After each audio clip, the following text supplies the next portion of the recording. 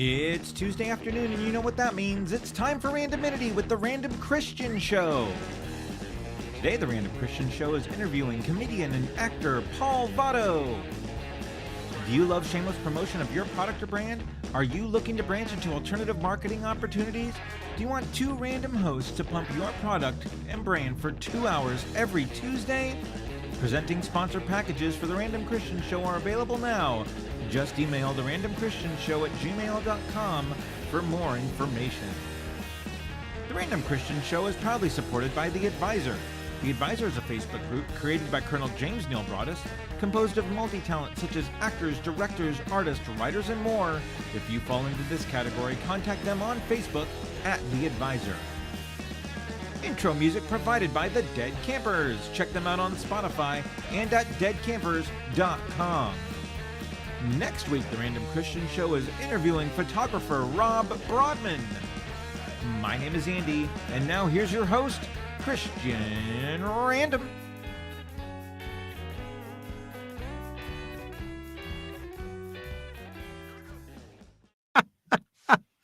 Random you shall be.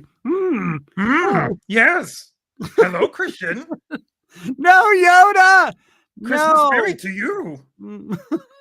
You say everything backwards, and it's like I've been drinking on a week-long bender, and I get so confused. My wife gave this to me one year for Christmas. I love this guy. He's so great. Look at that.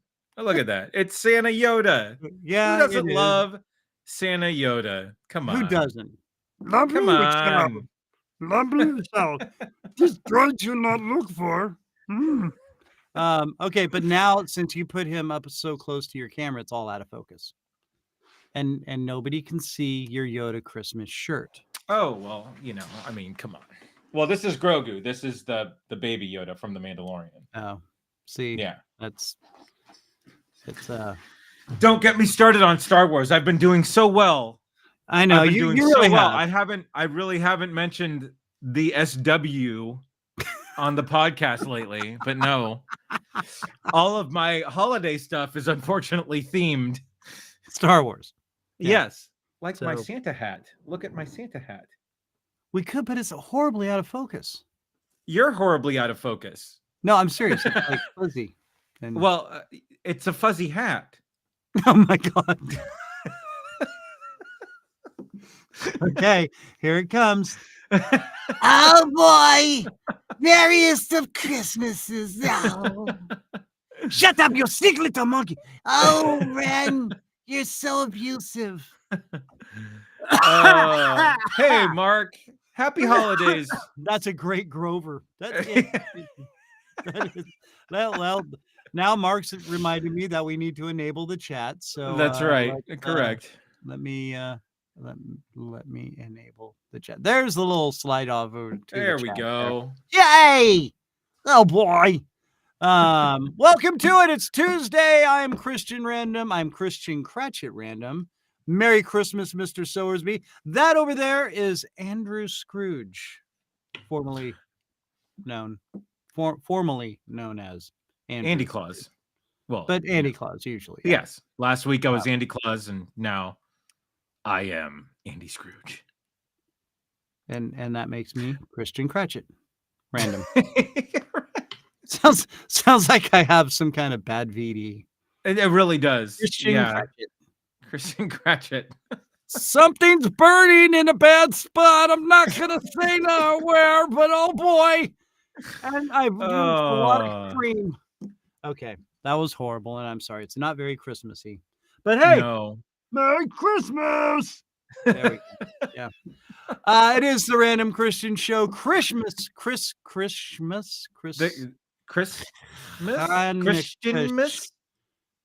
It's beginning to look a lot like Christmas. Christmas.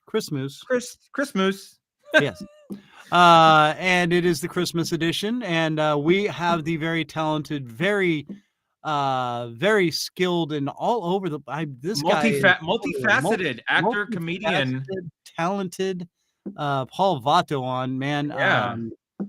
Yeah. I the more I started looking even further into what I did know of him, I was just like, dude, seriously, this guy is Yeah. a busy man. And very excited to talk to him about some of this stuff. So, hey, and by the way, it's not too late. You can still order these stocking stuffers, the Random Christian Show hats. Hit us up on the website, therandomchristianshow.com, or just go straight to therandomchristianshow@gmail.com and say, hey, Christian, need one of those hats because they're sexy. And nothing says sexy like, Random Christian hat. Ha ha ha. Yeah. Yeah. Monica's got 5. They might just And get she there earned them in all. time. They might just get there in time to stuff in your New Year's stocking. Oh, yeah. Oh, well. The New Year's fishnet stocking. Well. Hey-o. All right. Okay. Boldly going where no man has gone before. Very true. Yeah, that just made it weird. All right, did. so which I'm really good at, by the way. Hey, yeah. All right, party on, Garth and Wayne. So we are in our Christmas attire. So Festive gear. that makes it festive and fun. And what else makes it festive and fun, Andy? Christmas music. Well, that true. Or how about a holiday random 9 list? Oh, wow. What a beautiful segue into our random Christmas holiday list of 9 random days of Christmas. Right. Yes. It's the 9 random days of Christmas. So what did we get on the 9 random days of Christmas? Well, hey, Merry it's Patsy Christmas, Ann. Merry Christmas. Merry Christmas. All right. So yeah, we're okay. Don't I have music for the random? I do have I have where is it?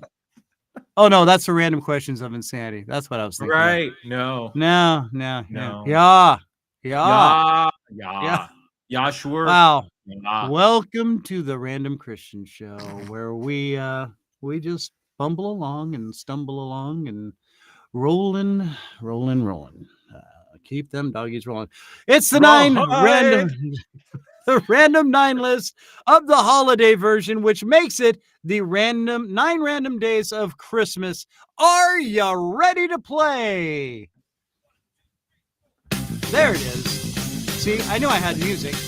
I just forgot which button it was. Really, that's all it was. Okay, sure. So, all right, 9 random days of Christmas. Should we sing these? Yes, I think we should. I think it's pretty appropriate. So okay, so Sam and Dave don't work anymore. But okay, so there you go. Claire, drink some water. Drink it. Yeah. Relax the throat. Easy. Easy, you 12-year-old boy. I guess I'm still in work mode. That's horrible. All right. So I'll start it off. On the 9th random day of Christmas, this was brought to me. 9 free promotional trials guaranteeing new organic subscribers. Not a day goes by that I don't get a message on Twitter. Yeah. Hey, is your podcast not getting enough results? How about we give you a free trial? No, you're just a bot, and you're going to use bots to make bots do their bot thing, and So I love the Apple comments that come through. What a great podcast! So much great information. Yeah. Clearly, you didn't listen because there's no good information on this show. Yeah. Oh, yeah. I really loved the fact of what you were talking about. That was so interesting to he, she, and they. What do they call that? Non-binary or whatever? Sure. Yeah. Yeah. Whatever. So yeah. But yeah, if you do a podcast or whatever, you would fully understand that ninth day of Christmas. So moving on to the 8th random day of Christmas, Andrew. On the 8th random day of Christmas, this was brought to me. 8 posts about our show from the Colonel. Thank you so much, Colonel. James Neal brought us with his from wee bitty eyes. From the Advisor on Facebook. This like literally the greatest proponent of our show. We could not ask for a better supporter. Supporter. Yeah, and the Advisor paid. Yeah, they are screaming our names from the mountaintops, which is wonderful. So yes, thank you, Colonel. Yes, no, the Colonel, he puts a wee addictive chemical that makes you crave him fortnightly. Anyway. I'm going to go ahead and move on now to... there you go. That's great. 7. Yeah, thank you. Great. Wonderful. That's great. Should I do this one in Homer's voice? Sure. On the 7th random day of Christmas, this was brought to me 7 books by Herbie J. Pilato. Actually, I think he has more than that, but... Yeah, but that was such a great interview. Oh, dude, he was so... Go back and watch that. If you love old Hollywood in any way, shape, or form, like this guy knows everything about classic television. Yeah. Oh, that was so great. And I can't wait for him to come out with his next book. Book, and we get him back on. Yep. Yeah. Coming back because, he actually thought we were pretty cool. And he worked for Johnny Carson. So. Well, I mean, come on. Yeah. Come on. Yeah, it's freaking awesome is what it was. Moving on to number 6. I'm trying to make Mark feel more comfortable because he's from the Northeast there. So. Oh, that's why you're doing it. Yeah. It's wicked awesome. Sure. Okay. Right. Okay. So, number 6. Number 6. On the 6th random day of Christmas, this was brought to me. 6 Ghosts from Angel Vale. Woo! Yeah. We should get her back on. That was a fun interview as well. Yeah, she was. She was a lot of fun. I can't wait to My I know sister she was busy doing stuff, but yeah. Yeah, my sister-in-law is toying around with starting her own podcast around what Angel does. So, really? If that happens, I want to try to hook them up. So. Yeah. All right. Yeah. Spooky time on the old Andy's side. Yeah. All right. So number 5. Yeah, number 5. I know we need to move on. On the 5th random day of Christmas, this was brought to me. 5 Travis Dunn spankings with a paddle. It's very appropriate that you got this one and not me. Yeah, it was. Even though he seemed to have some kind of affection for doing a paddle. But the Travis Dunn spanking video is really the gift that keeps on giving the whole year. Because he keeps sending it to you over. Yeah, that's right. Yeah. and he always has that look like. I'm so happy we do not live in the same town. No, we're state. Right. State. And Texas is a big state, and I'd still be a little paranoid. Oh yeah. Like if he was on one end, I was on the other, it'd be like he could find you. I just heard a door shut. He could find you. Shut. Yeah. There's footsteps. Something's going on. There it is. Yeah. So, all right. Yeah. Moving on.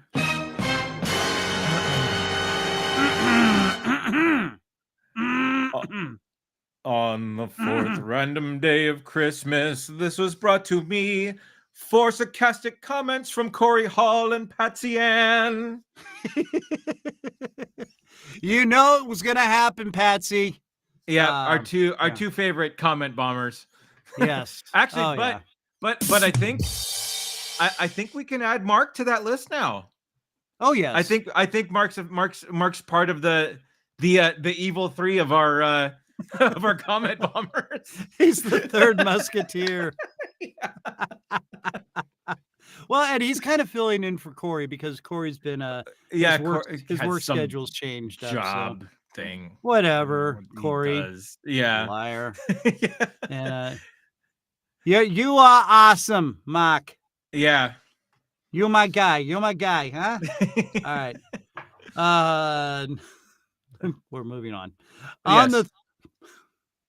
On the third random day of Christmas, this was brought to me an advanced screening of The Evil 3, which we already had. So, didn't we? Well, we had the trailer. We had a teaser. Oh yeah, we had a teaser. Yeah, we got to get CJ back on now. Yeah, they're finishing up. He's posting like crazy. They got their courtroom scene done. So I'm excited. I can't wait. The courtroom scene. Yes, the courtroom scene. Yes, very interesting. Okay, number 2. On the second random day of Christmas, this was brought to me 2 cats that Matt gets to play with during the show. We miss Matt. Miss Matt. We miss Matt. He doesn't miss us though. No, but we miss him. He really doesn't. But yeah, that's okay.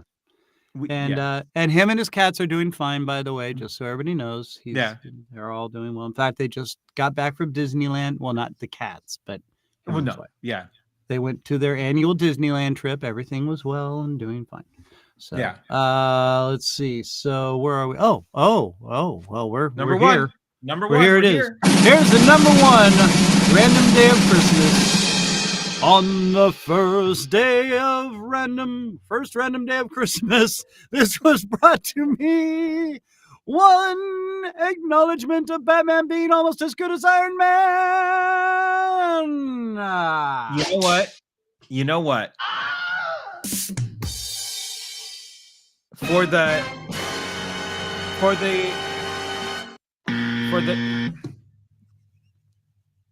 the 99 guests who have said Iron Man is better than Batman, I have that one in my corner who is the one guy that you want in your corner. Thank you, Bishop Stevens. Thank you, Bishop Stevens. I thought you were talking about Robin. No, Bishop Stevens is on Team Batman. Yeah. I don't know about that. I'm pretty sure in my corner. Pretty sure Bishop had been drinking a little bit before the show. So is that why he likes Batman better than Iron Man?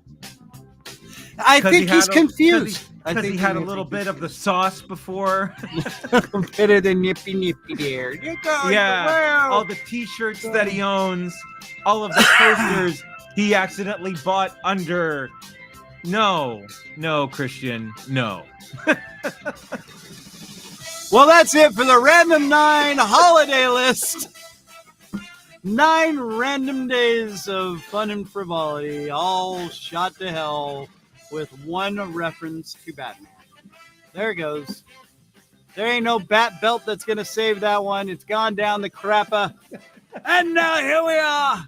Welcome to it. It is the Random Christian Show. Heyo. And heyo. Now, I am so excited because, this guy is just awesome. Been everywhere. You know him from MadTV, the Sarah Silverman show. He's been in a movie with Nick Cage. We're going to talk about all this. Ladies and gentlemen, let's bring him in from his own podcast studio, Paul Vato. Hey. There it is. Here I am. What's up, fellas? Thank you for having me. What's up, buddy? Thank you so much for how are you? us, my man. Oh, wonderful. I got so excited. I was listening you do the intro, and I was like, oh, my God, who's their guest? He sounds so exciting. This guy's cool. I got to make sure I watch this. I got to make sure. Yeah. Then I was like, oh, it's me. No, I'm not that excited. Oh, well, okay. Well, welcome to the show, my man. Thank you so much for being here. Yeah, I mean, dude, seriously, I was like kind of getting worried because you are like 9 different places all at once, really. I've been known to do that, especially when I was living in LA. I would be at different parties, and people were like, "Weren't you just at this other party?" And I was like, "Oh, you know what? That might be my twin brother." But yeah, I'm everywhere. Well, we are so glad to have you. Now, you are right now in Vegas, correct? That is correct. Okay, so you're living in Vegas with you got your cigar shop there. What's the name of the cigar shop? Well, it's Vato Cigars, but I no longer have the shops. COVID and divorce kind of took care of that. But I still have the brand Vato Cigars, which I find that it's fantastic now that I think as I was getting out of the cigar business, comedians are getting into cigars. So I'm always like a second off on my timing. Timing. Every single comedic podcast, they're all smoking cigars. So I'm still in the business, but I just don't have the physical locations. Oh, okay. Well, but so like off the old interweb is what you're saying, right? That's correct. So people can just reach out. Just come to paulvato.com and you can connect with me there, especially if you want to, create your own cigar, your own brand. I've been in the cigar business since the 1900s, so I know the business pretty well. Whoa! Now wait a minute. We can make our own cigar? Sure. Yeah. We can go anywhere from you just taking something that I've already created, or creating your own. Obviously that's going to take a little bit more time because you go back and forth. You taste, you sample, just like creating a beer or a wine or anything that's handcrafted. And then, design a label. And I've got people that make labels. So you can go anywhere from labels that you print out or I print out and, look okay. Like for weddings, we'll do that. Or you can spend a little bit of money and have them embossed and with one of the most beautiful labels. Your imagination is your limit. So I really think that we should create the Random Christian Show cigar that leaves the worst bitter aftertaste in your mouth after you're done with it. Or just a taste that you just have no idea what it will be. Right. It's random. Could be a foot. That's true. It could be fruity. It could be, yeah. Oh, wow. There you go. Dead trout. It would be a great way to get rid of cigars that don't sell because you're not talking about anything. We could marketing. We could be the jelly belly of the cigar community. There you go. Peanut butter. You shove these two butts together and hey, look, it's a banana ripple. Boom. Oh my gosh. Hey, Paul, we've got a marketing scheme for you now. Let's do it. Let's run with it. All your leftovers. Just kind of shove them together. Hey, somebody roll this up. We're gonna sell that. What, really, boss? Yeah, trust me. It's gonna work. Yep. I got these two suckers. I got these two suckers out in Kansas City. They'll sell anything. Trust me. So yeah. Boom. Where is it? There it is. Hey, all right. So no, but this is really cool. Now, do you have a bunch of imported tobaccos that you bring in, like from Cuba or? And not, as far as not from Cuba, but are you guys cops? What's going on?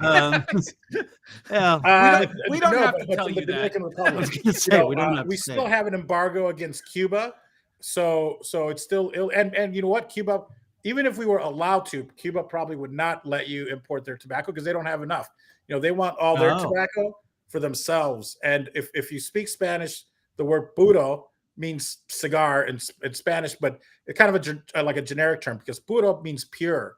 And a puro, as people will say in English, a puro or a puro means they can only be made from that one country. So there used to be Mexican puros, and they can be Dominican puros, they can be Cuban puros, but not puro is almost like, it's probably a bad comparison, but like Kleenex, it's all encompassing. A puro is a cigar, but a true puro is a cigar that's only made from one tobacco from one country. So there's no mixing. And Cuba doesn't allow the importation of tobacco, nor do they really export it because they need all their tobacco.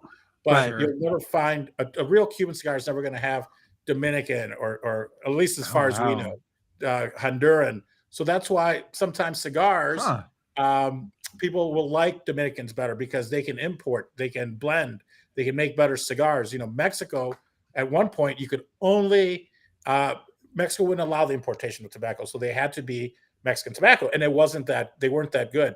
When they finally eliminated that and allowed the importation of tobacco, their cigars just got 100 times better. And they started growing better tobacco, you know. So now there's Mexican tobacco that's very sought after as like a wrapper or you know. So it's nice to be able to blend. But so most of our tobacco comes from the Dominican Republic, but we use Honduran, Ecuadorian, Dominican, and Nicaraguan tobacco.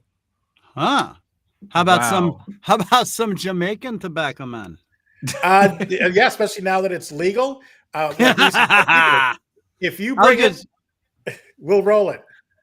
Yeah, I was going to say, and that was one of my next questions was, have you had people like you said, now that it's legal, hey man, can you roll me up a nice big fat blunt? And yeah, it still probably wouldn't be legal to do that, but you know, then again, it's Vegas, and I think much worse things happen. So if you're going to help somebody out and you know how to roll cigars, you know, I'm not going to do it, you know, at the casino, but meet me outside. I'll right. Yeah. We'll look you up. It's kind of like going just outside the city limits, and we'll make sure you're taken care of there, buddy. All right, I got a cigar and hookers. The presidential cigar. That's right. Right. I roll on the thighs of. Okay. Well, we did. We have a 18-inch cigar. It's called the All In. 18 by 50. 50 is the ring gauge. So ring gauge is like a Churchill. 15 by 60. So it's almost an inch. And an 18 by 80. So it's about that fat and 18 inches long. It's I call that the Paul Vato, but yeah. Yes. Oh, that's amazing. Yeah. Put a Vato in your mouth. That's right. Well, and I was going to say that earlier when you were referencing the putos, not to be confused with putos. No, big difference. They also like 18-inch cigars, but no. I was going to say that would be the opposite. There it is. There's the all right. So all right. So well now this is man, there is a lot to it. And so Cubans are that snobby about their damn tobacco, huh? They just won't import anything in, and it's just got to be Cuban or nothing, huh? For them, yes, snobby in that they feel, you know, they don't, other tobacco's not going to make theirs better. But what happens then is that then you better like a Cuban profile, because it would be like saying Cabernet wine. It can only be made from Cabernet, and we can't blend it with anything else. So you better like Cabernet, or otherwise you're not going to like it. So that's what a lot of people end up not enjoying Cuban cigars, because they're too strong. Because Cuban tobacco tends to be bolder, stronger, you know, more one note. You know, you can. There's still different varieties within the Cuban tobacco, but it's traditionally stronger, and it's grown in volcanic soil. So there's trace amounts of lithium. This is the theory, and that's why lithium's like speed. So however that affects you, that's probably the way Cuban cigars will affect you. So some people will smoke and go like, there must be something in here because I got a buzz. And then other people were like, it made me sick. It kind of turned my stomach. So it kind of depends, you know, and nicotine itself will give you a little bit of a buzz, but, you know, maybe a 5-minute buzz. But you know, so it's they are snobby, but you know what? That's the place that's made cigars as we know them for the longest, you know, I don't know, 400 or 500 years. Not that long, you know, because after the Americas were discovered, then it went to Spain, Seville, and then that's when they started making them the way they make them now. They used to be made just by taking the leaves. You know, the indigenous people would make what they would call cohibas, and there was just leaves bunched together and smoke it that way. But the ways we know cigars now, that's, you know, like Seville, I don't know, 300-400 years ago. So Cuba really had the first cigars. So I think that's why maybe they're a little snobby, and the fact that they're illegal right now, for the importation sale, right, makes them more desirable. Wow. Oh, wow. Man, that's incredible. Dude. So just curious, how long you been smoking cigars? Well, I like to say it's not an addiction, it's a passion. Right. And I've been not addicted for so is my cocaine. Yeah, I just like the way it smells. Right. Since the cigar industry boomed, which would have been like 93, 94. Right. And of course, when you're in college or you smoke the cheapest things possible, whatever you can afford. Yeah. And it just coincided that my first business was a gourmet ice cream and coffee shop in Geneva, Illinois, called it Oberweis. If you're from the Chicagoland area, you'll go there. Oberweis. I love it. Let's just say when I bought it, I was 200 pounds. When I sold it 7 years later, I was 300 pounds. Right. Good. Kind of like my past cocaine addiction. It was worked in the opposite though. So in the opposite way, which is nice. I guess that's what I should pick up so I could lose a little bit of weight. But I probably wouldn't. So it was just I got into cigars then, but it was just because I wanted to buy them at wholesale, so I wouldn't have to spend so much. But then I just started selling cigars in like 93, 94, and the cigar boom was happening. It doubled every year. Right.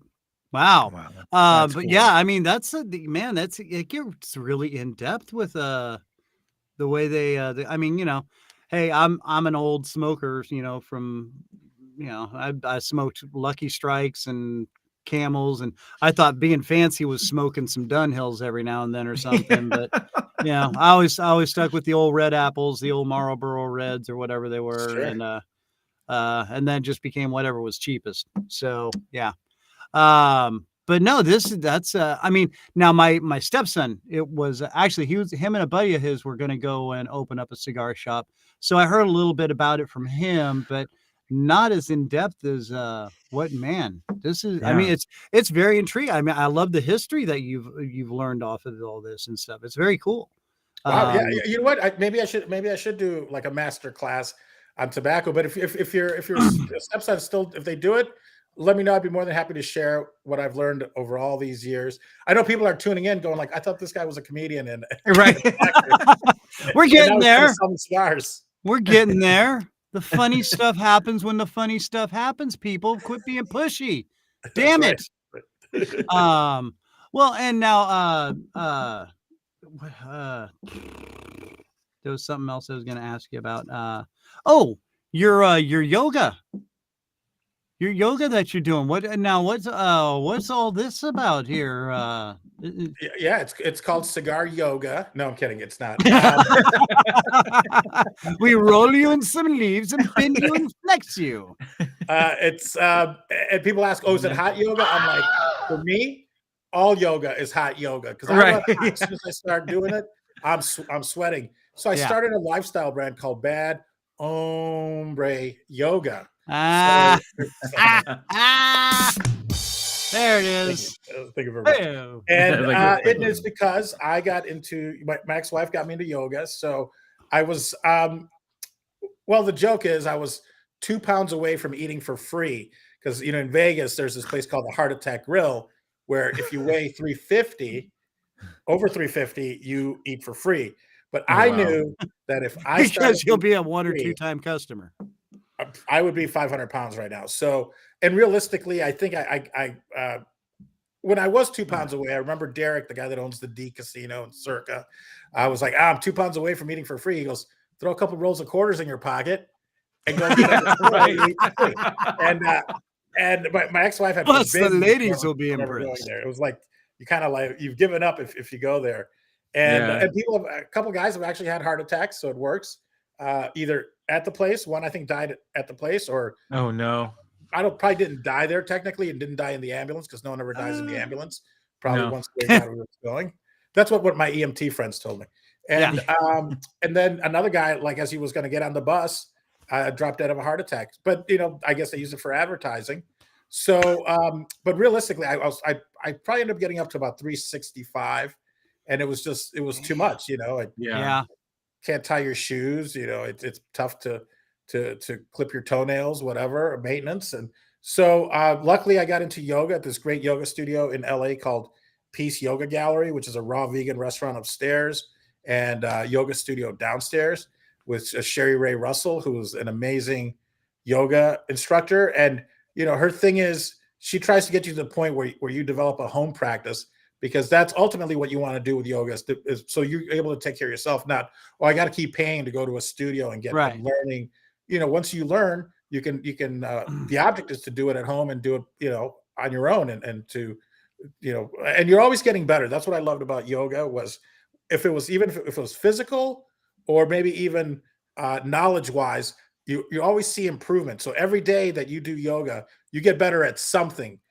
Maybe you can move, and it's not about stretching, but maybe you can stretch a little bit further or get into a position or hold it for a second longer, hold downward dog for a second longer. Or when they say a word in Sanskrit, you're like, oh, I know what that means. So for me, it really touched all the things that I need, which is, I can definitely see a progress.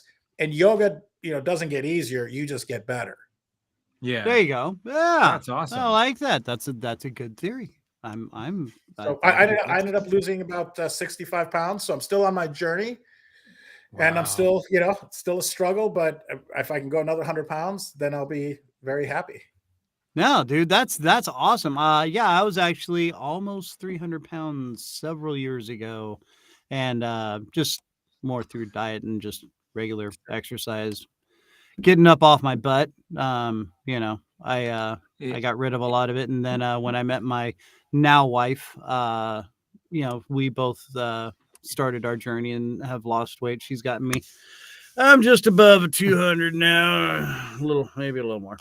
But, congratulations, man. It's not easy. And you're right. It's not just the exercise, because what do they say? You can't out exercise your mouth. Right. So it is about lifestyle. And the nice thing with yoga for me, since I ended up really enjoying it, was that I would say, and also a change in how I would say things, because it wasn't like, oh, I can't go out tonight because I have to do yoga tomorrow. It was more like, if I go out tonight, I don't get to do yoga tomorrow. So yoga was almost a reward. And the beautiful thing about it is whether you do it in the morning or at night or in the middle of the day, it affects you positively. If you do it at night, you'll rest better. If you do it in the morning, it gives you energy. So there's not like, oh, I can't exercise before I go to bed or anything like that. And it's, you don't need weights or anything. It's you're using your body. And then you realize all these exercises that you've ever done, whether it was for me for wrestling or for Taekwondo when I was growing up, you look and you're like, oh, these were all based in yoga, and then like Pilates, but it's all based in these ancient yoga positions and moves. So, right. Well, and a lot of them are just really just stretches and developing tensile strength. It's not that there's so much of a pose and all this other mysticism with, I know there's people that do that and, oh yes, you have to do this certain way. And, and it's like, no, you could just do the actual physical stretch and develop that kind of tensile strength. And that's what you're doing. Like the downward dog pose, I think, it's also, you do the triangle push-up and stuff like that. You work with your own body weight, and you actually become stronger because the muscles are worked all the way through in your entire body while you're doing it, as to where if you're just on a weight bench, you're just working your arms and chest or something, So I think it's I think there's great aspects to it. Back when I was wrestling in high school, I had a Korean Olympic wrestling coach, and he was amazing. He just we hardly ever went to the weight room. We just were constantly doing calisthenics and things like that. And a lot of us had pretty decent records, look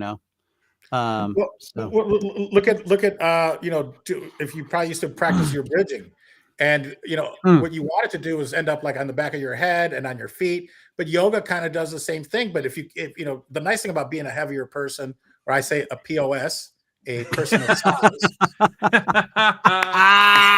Yes, where is it? There it is. I got to make sure I'm always ready with that.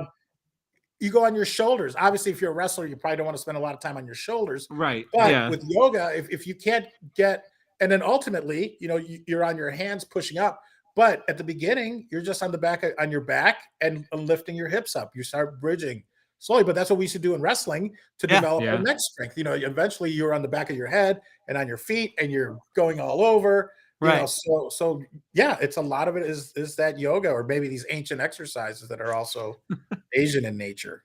Right. Yeah, dude. Oh man, we're getting pretty deep with all this. I thought this guy was a comedian and where's the funny crap, man? Yoga. Right. The hell, I'm supposed to be laughing, not learning stuff. It's making my brain hurt. Well, and now, okay, so let's go back to you were talking about back where you came from. You originally grew up in Chicago, Chicago, where we don't got an accent. Chicago, don't be a jagoff now, okay? Over by there by the south side. There you go. Yoga and cigars. I was in the suburbs. I grew up in Wayne's World. I grew up in Aurora, Illinois, which is a western suburb of Chicago. And until Wayne's World, you'd always just say Chicago because no one knew Aurora. Yeah. And then I found out about Second City and Improv Olympic, and just started going into the city after I'd owned my my ice cream and cigar shop for 5 years or something. So in like 97 is when I first started going into Chicago to study improv. Okay. And now, dude, I was very impressed with the fact that you got into Second City, because that is just an amazing place. I mean, you learn so much. I actually tried to get in there, was flown in when I was in the Central Coast, flew in. This is back when I drank a lot, and showed up an hour late for my interview, and they just said, "No, go away. You're not serious." And so then I flew back with my tail between my legs and felt like a big idiot. But that's dude, I was so wanting to get in there. So wanting to get in there. Yeah, it was an amazing experience. And you had to audition and to get into the conservatory. Yeah. And I think I just went straight to the conservatory because I'd already studied at Improv Olympic. Yeah. So it was one of those things where I didn't have to do, I think there was A through E, and then you audition to get into the conservatory. But since I'd already done Improv Olympic, I just auditioned, got into the conservatory, and it was amazing, because you learn how to put up your own show. Yeah. You get to work with people, and you see kind of what they're doing on the main stage. And it was right around the time maybe that Tina Fey was just leaving, and Rachel Dratch and Amy Poehler. Oh, wow. So we got to meet a lot of those people and become friends with them. Same the people from the Improv Olympic, like Seth Meyers and Key and Peele and whomever was in Chicago in the late 90s. Yeah, that's incredible. I was going to say, I mean, you were right in there, right when all these guys were just getting ready to blow. And I mean, wow, did you get to work with any of them at all and learn a bit from them? Because they were on their way out and you were on your way in. No, well, I mean, it was, and for some, I'd left before they left. Like I went to LA before they left. Mm-hmm. Like Jordan Peele, I think, was probably still in Chicago doing his show with Rebecca Drysdale, two white guys. And they were doing their show. So and then I think maybe they went to like Amsterdam to Boom Chicago, where like Ike Barinholtz went to, and Josh Myers and Seth Meyers and Jill Benjamin, so we worked with them as in like maybe we would do an improv show, or I would do the set at Second City. But I'm trying to think, because I want to be honest here. I don't know if we ever created like a show together. Yeah. But we were either in classes together or we would improvise together, things like that. So yeah, but I don't necessarily remember, because the thing is I went off and put up my own Latino improv group or an improv group that happened to be Latino called Salsation. That's what brought us out to LA. We did a hit show called Touched by an Anglo. Yes. And that, brought us out to LA, and then we just decided to stay in LA and change our name to Barrio Speedwagon. That's awesome. Oh my gosh. Is my screen getting too dark? Because I just noticed, or is it just me? I was gonna say, did your camera adjust or something? Yeah, something you got a little dark. I think it's just getting, and that's not a racist thing, kids. It's his lights actually went. Just because we're two crackers, can I have a second to turn on my lights? Yeah, just get some lights there, and we'll be all right. Okay, one second. So, let's all go to the lobby. Let's all go to the lobby. Let's all go to the lobby and hit the light switch. Look at that! I can cover Andy's face perfectly. Well done. No, perfect. That's great. Yeah, there you go. No, that's it. Okay. Wait, now I have to go down here. Okay. But that just covers your eyes. So if you're just joining us on the audio podcast edition of the show, we are speaking with Paul Vato, cigar aficionado, yoga master, and just damn funny, good guy. He's spreading the lights. Christian? Yeah. I'm Batman. So, Batman, let me ask you some questions about what you do with the boy Blunder. Yes, I don't feel well, and I've thrown up inside my mouth. Sometimes I feel like Darth Vader has one up on me. Okay, now we're back to the show. Hey, it's Paul Vato on the Random Christian Show, and we were just speaking with where he started out back in the Chicago area, working with Second City and the Improv Olympics, or IO as they like to call it. The hip kids call it the IO, correct? Well, yeah, because what used to be called the Improv Olympic, but the Olympic Committee had an issue with them using the word Olympic in anything that's not the Olympics. Interesting. So technically, they got a cease and desist. Oh, and as my friend Brandy Stillwell likes to say, anytime you say the IO, you follow it up with rest in peace. But I think it's back. I think Improv Olympic, our IO is back. But, so maybe online, maybe in Chicago. Okay. Not exactly sure, but I think my friend Rachel Mason, she's maybe running it. So I don't want to misspeak. Oh, sure. Check it out. Yeah, no, Christian and I are old radio guys. And so we know the whole thing where you have to promote a certain large game that happens in February, but you can't say the name of said game or you're just going to get sued your pants off. So the big game. No, the absolutely big game that happens with that oblong pigskin thing that Right. The big game. That's a super way to right. Yeah. And you know what? I mean, it is a super way to think about it. And I just get like a big bowl of nachos when I do that. And I think it's perfect. It's just perfect. I thought you were going to smoke a bowl. Well, yeah. See, there we go. I do live in Oregon, and that is extremely legal to do here. I think it's not only legal, it's encouraged and it's the state. It's the state weed, right? It's a Super Bowl, bro. Right? It's awesome. Yeah, like it can't be. It's funny. Last year, like 2021, must have been 2020 or 2021. 2021, I think. I did it wasn't a Super Bowl commercial. I mean, a big game commercial. It was. We're smoking Super Bowls again. Yeah. But it was for Uber Eats, and it was with Mike Myers and Dana Carvey. Our part didn't make it into the Super Bowl, but theirs did. It was Dana Carvey, Mike Myers, and Cardi B. But Alice Cooper also did these Uber Eats commercials for them. And my part, we ended up being on YouTube, which I think is the world's longest commercial. Right. It's an hour and a half, and it's basically they looped us. But we were all dressed in different versions of Wayne and Garth. That was Garth. I still had a beard, so I had blonde hair. Oh my god! And a beard. Oh wow! And it was an Uber Eats commercial thanking every single restaurant that's on their platform. Just scrolling. Oh, so wow, 10,000. restaurants or 50,000, I don't know, 60,000. So for an hour and a half, it just scrolls every, by state, Alaska, every single restaurant in Alaska that's on the platform.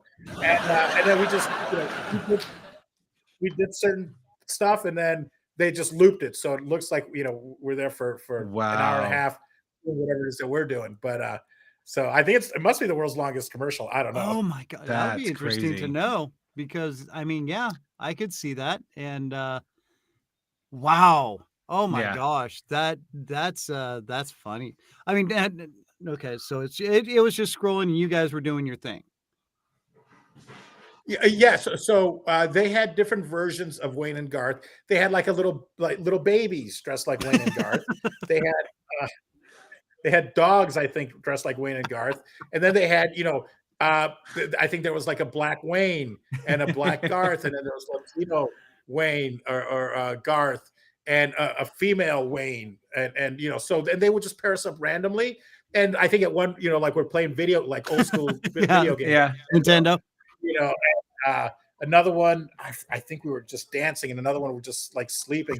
So, and then of course, all the footage, they just cobbled it together and looped it for an hour and a half. Oh my God! So if you go to the Uber Eats YouTube page, and I must have put it up as well, because I think I edited just where you see where I'm in it. Of course, if you go to my YouTube channel, I believe that I have it up there. Oh wow! Okay. Yeah, now what's is it just Paul Vato, or what's your YouTube channel? Yeah, Paul Vato Presents. Okay. But if you go youtube.com/Paul Vato, or if you go to paulvato.com, way at the bottom, you can just click directly to my YouTube channel. All my links are Twitter, Instagram. Cool. Everything. And we will have a link on our webpage, therandomchristianshow.com, to Paul's links and website and all that, and your cigar website as well. Which I'm almost thinking of taking up cigar smoking, because I'm kind of intrigued with the history. Especially if it's got a little bit of that extra some, you know what I'm saying? Take a little bit of that special cigar. Okay. We'll make it work. Paul, ever the salesman. Here we go. We'll rule you what you need. So coming out of this, the Chicago, and then you moved to LA. Now, when did you get hooked up with MadTV? Is that something you auditioned for? Did they come to you? What happened with that there? Yeah, they came to me, and I was there early, so I got the part. No, I'm kidding. Almost did it. Okay. I auditioned because I remember my friends were surprised when I was there that first day, because my friends had just started getting there, or I think I was even there even before, like maybe Ike. I don't like Ike Barinholtz, because I know that I auditioned the first time. It wasn't like I was already hanging out and then I got on. I actually auditioned for something. I got on because my friends were kind of surprised. They're like, "What are you doing here?" I'm like, "Oh, I booked the show," and it was whatever it was. It was a small part, but then all my friends were really on the show or getting hired, and then I became friends with people like Bobby Lee, who was his first year. And Mo Collins, who's now like on Fear of the Walking Dead, and Will Sasso would pop in every now and then. And so I was there after he was already gone, but he was still coming by to hang out, and so I met him through there. Paul Vato, he and his brother Peter Vato, they're twins, and they were in, I think, like the Princess Diaries movies. Oh yeah. Played Edna, Mrs. Garrett, in like the Facts of Life. Shows. So just all these brilliantly talented people. Then Key and Peele showed up, and Josh Meyer, Seth Meyer's brother. And that was when, I think Josh was at SNL and Seth was at SNL and Josh was at MadTV. So it was just kind of an exciting time. But my first TV show would have been in Chicago. And that's when we decided to go to LA, was What About Joan? The Joan Cusack show, basically. Oh yeah. She had a short-lived show. She lived in Chicago because her husband's a lawyer, and I ended up getting. And looking back, there were a lot of Chicago improvisers that actually got to do that show, but then it didn't come back for a second season. So my stuff aired like the last show of the season, and then all the other stuff we taped, I don't think ever aired because the show never went. Yeah. So. but then that's when I moved. But I first ended up working on Bold and the Beautiful. I was on a soap opera. No way. Yeah, no, that's I was going to ask you about that. I was like, how in the hell did you get tied into a soap opera? Same. I auditioned, and I remember, I remember it was, I was having severe back pain, and I just wanted to get in there, get it over with. I was miserable. I was still because I still also remember always be nice to people. I mean, obviously always be nice, but especially in this world of acting, because I remember walking up to the elevator and I'm like, my back is killing me. And it was like severe back pain.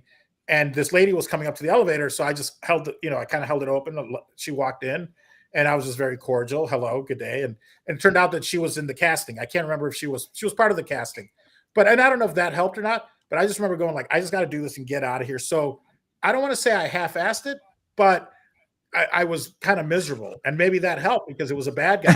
Obviously, obviously I was a bad guy, and I had longish hair, and I just remember, we had a machete that was part of my character. But yeah, I got to work with Ron Moss. I was on there for a couple months. The storyline lasted, for a couple months. Wow. And to this day, I talked to someone, and they were like, "Oh," he goes, "That was my first week. That storyline was my first week. Oh, wow. 20 years ago," and they still remembered it because.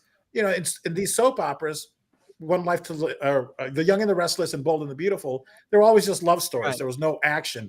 We kidnapped the guy, so we were like in this fake country in Latin America, and there was fight, there were motorcycles, and there was stuntmen. Like I had my own stunt person, and I mean it was just crazy. So to this day, I think they still talk about it. That's how funny. Exciting that. Yeah, you brought depth and tragedy to the Bold and the Beautiful, man. And they never killed me, and they always said we're going to bring you back. They never have, but so maybe one day Caesar will make a comeback. Yeah, maybe you should incorporate the rule back into a phone call. Hey, listen, we got a situation here, and I'm about to take it out on you, huh? No, Jesus, whether you like it or not. Remember that machete? Still got it. Still got it. You should have killed me. So I'm taking your dog out. The funny thing is then, and again, I got this before I even knew, like years before I even met my future ex-wife. But then when I finally met my ex-wife Sarah, turned out that her godmother had been the head writer for Young and the Restless for 20, 30 years out of Chicago. And then became head writer of Bold and the Beautiful, and has won all these Emmys. So Kay Alden ended up, so I ended up having a connection. But I got on the show I auditioned, and I got on the show. Wow, man, small world and a big world there. Small world. Jeez. And then now how much would you say this is true? It's not what you know, it's who you know in the biz. You know what? That's such a tough question because it is kind of who you know, but I showed up there without really any contacts, any connections, aside from having this support system of the Improv Olympic, which is a lot more than other people had. But at least we had like a club to go to, a home to go to, drink for cheap. You could start kind of mingling. But as far as auditioning and things like that, I mean, we didn't really know anyone. So I think it's also sticking around where you get to know people and they're like, oh, I like this guy. Like, now that I've gotten back into acting for the past couple of years, I mean, like this past year, I've auditioned for Lopez versus Lopez, which is George Lopez's new show, 3 or 4 times. I haven't gotten anything yet. And I've seen who has gotten it. And I'm like, oh, okay, I get it. They're kind of a well-known stand-up comedian. Even though I've worked with same with Cedric the Entertainer, same thing. But they keep calling me back. So that means I'm not messing up. It's just around the corner. And it could be they're thinking, well, you know what? We should save them for something better. Right. A lot of times, and then a lot of times you're like, okay, but I'd rather have it now because it's going to not be around next year. I don't want to insult your show, but I don't want to wait around for something better. I'll take it now. And then you can always still bring me back and make an excuse as to why it's the same guy that played this small part is back. I don't know, but it helps to know people, but it's still, I'd rather hire someone that I know is going to be there on time. Yeah. You should never tell me that. That's going to be there. Rather than, and when I first moved out from Chicago, it was like, as soon as I get something, I'm going to tell all my friends, if I get something or if I get my own show, I'm going to bring them out from Chicago so we can all be together again. But then you start meeting people that are here doing it, LA or Hollywood, that they've left Kansas or Ohio and have come and they're doing it. You're like, I think I'd rather give them the chance because my best friends didn't even leave. Right, I was going to say, they're actually out there busting their butts. Yeah. It is, I think, who you get and who you get to know. Because even if I were to work with somebody right now that's in college, that's tomorrow's PA, that's tomorrow's assistant, that's tomorrow's director, that's tomorrow's producer.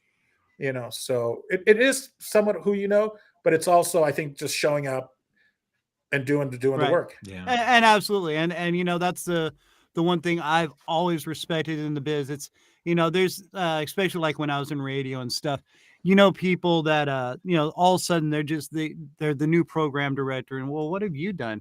Oh, well, my dad knows this guy, and that's my uncle, and so I get to, I went to school for this, but I really wanted a business degree. And then why are you the program director? And why you don't have any idea? This is why our music selection sucks right now.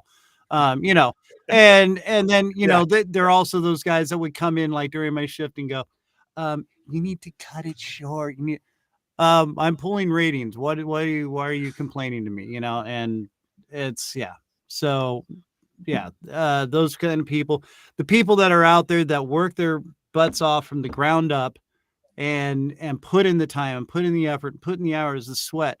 Those are the guys you want around you because they're right there with you. You guys are in the trenches together, and and look at me and Andy. I mean, Andy, I never knew before. Andy had another podcast. I brought him on, interviewed him about his podcast. We hit it off. Yeah. And he's now my co-host, and he's made this, the show just that much better as what it was. So actually the show's better because Andy's here, and I'm just really. I didn't want to say that out loud, but yeah. Well, because I'm offering so much to this conversation, of course. Huh? Right. Oh, that was Andy. Yeah. I'm sorry. What'd you say? No, that was no. Everything's fine. Don't worry about me. I'm just gonna be right here, guys. Right on. Okay. Very good, Andy. Good. We're glad you're here. I thought you fell asleep. I'm sorry. No, that's okay. No, I'm just gonna. I'm gonna sit back here. So hey, Paul Vato's here. Paul Vato's here. I didn't even realize. Okay, Paul, how are you? I'm doing well. Thank you, Andy. It's nice to meet you. Finally. I know, right? Well, he doesn't let me talk all the time. So, but Mark Sowersby just jumped in and said, "Batman." Yeah. Andy is a huge Batman fan. I'm a huge and at the end of the podcast, Paul will get that reference. Yeah, you'll understand here. Yeah. We do a bit at the end of the podcast called Random Questions of Insanity, and we give you sort of a Rorschach test of questions that you need to Random questions of insanity. Guy, I don't know where that guy is, and it jumped scares in us out of nowhere every time. I actually have a little puddle under my chair. So all right, but now okay, so you and yes, I was gonna say you've worked with some amazing people too, dude. Cedric the Entertainer, you already dropped that name. Sarah Silverman, hello. And I mean, God, there's a list. And I mean the fact that, like you said, with all these people out of Chicago working in the second city in the IO, I mean, man, was it a lot of fun? I mean, was it just a lot of work so you didn't get to have fun, but then you had fun afterwards? I mean, man, this is just so cool. You have a laundry list of people that you got to work with that I know helped you, but you also had to help them. And that's the great thing about that, man. And it's, so what was the best part of all that? Well, as far as being in Chicago and the Improv, or then moving to LA, a little of both, as it progressed. Well, I mean, it wasn't easy because I still had my gourmet ice cream and coffee shop in Geneva, Illinois, and luckily my mom started helping me. She started working, and as if you own a business, you know that you don't have to pay relatives, so that worked out. Especially mama tips, yeah, right. Especially mama tips, yeah, that's right. So, thanks to her, I was able to, because if I had to do it now, there's no way I'd be able to do it because, our shop would open at like 6 in the morning for that, a little bit earlier because there was a 6:05 train into the city. And then we were open till like 10 p.m. Yeah. And maybe even later on weekends. So for me to, work for a few hours and get in a car, drive to Chicago, study improv, hang out, come home, do it all again. Sometimes I would just drive right to the shop and sleep there because I knew I'd have to wake up anyways, and might as well just sleep at the shop and wake up in a couple of hours, open it, do it all over again. So it wasn't easy, but the connections and just discovering the joy of improv and the power of improv and the power of yes and, I think made it all worthwhile. And then moving to LA, we were just going to do the show for I think a month. The Barrio Speedwagon. The Barrio Speedwagon presents Touched by an Anglo, and it was Touched by an Angel was on it. That's right. So it was topical then. Now people probably don't even know REO Speedwagon and don't know Touched by an Angel. Maybe the younger generation, but so we got people laughing right from the get-go. Yeah. I mean, we had such sketches as Who Wants to Be an American Citizen? Because who wants to be and the more questions you answered, the more you get a green card. Yeah, you get full citizenship, and that of course was the Indian guy because he was the smartest one. And we had it was the Asian dude. Yeah, and it was played by Amr with a turban and all that, and Amr was half Colombian, half Pakistani. So it was like, close enough, Indian, whatever, So we got away with a lot of stuff that I don't think we maybe get away with now. Our closing number was the Wetback Street Boys. And my God. Oh, that's awesome. Yeah. So it was a boy band singing the ode to the Hoochie Mama. And I was in prison garb. One guy was a landscaper. One guy was like a Rico Suave. Amr was a Rico Suave guy. Diane, I think she was like a waiter. We had a maid, so it was like all these stereotypes. And it was between that and Cinco that we were trying to figure out what we thought Wetback Street Boys was a better.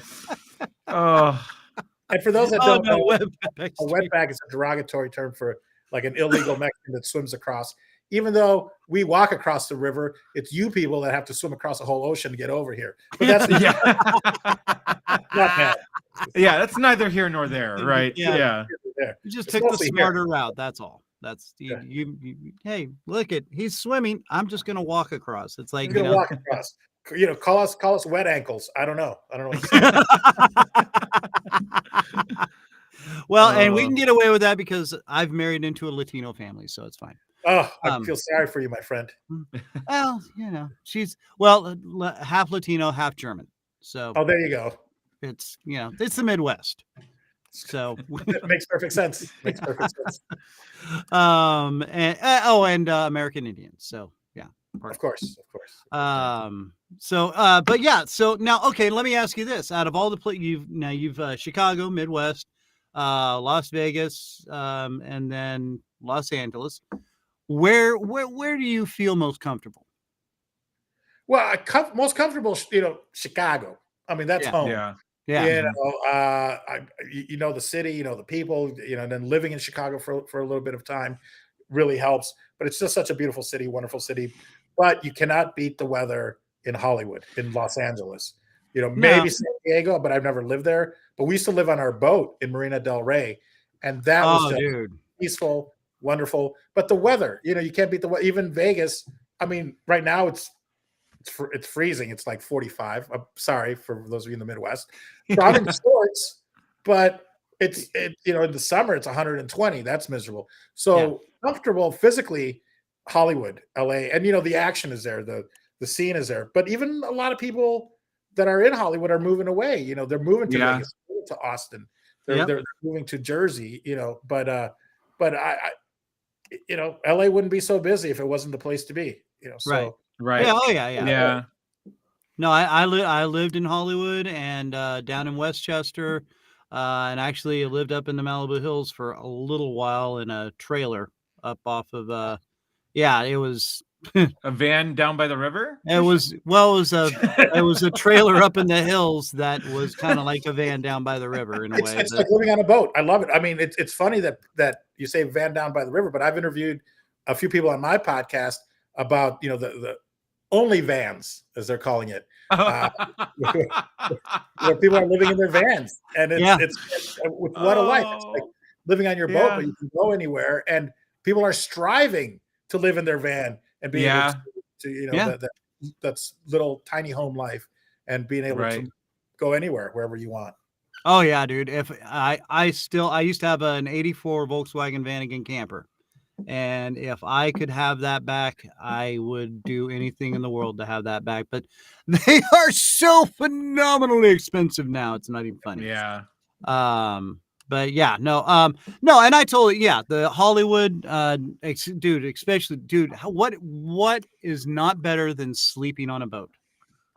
It just rocks you to sleep, and then obviously you're in this protective area. So it could be thundering and there could be a huge chop out there, but because you're, at your dock and tied down, just rocks you. Oh my gosh. That's the only thing I miss about California is the ocean and sailing and surfing. So, and it is too quiet though for somebody that's used to the city life.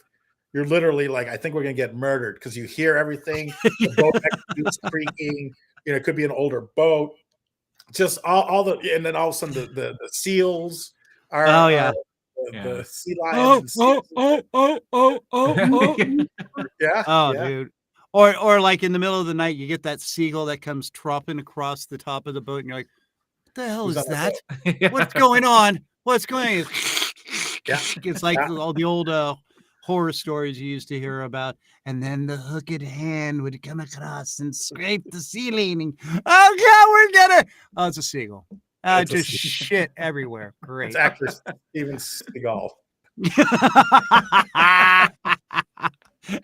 Hey man, can I have a quarter? No, get off the boat, Steven. Get off the boat. I just washed the bird poop. I don't care, Steven. Go practice your jiu-jitsu somewhere else. So okay, but yeah, I mean, obviously Chicago home. I mean, like if that was is that someplace you want to return to, or are you living the Vegas life?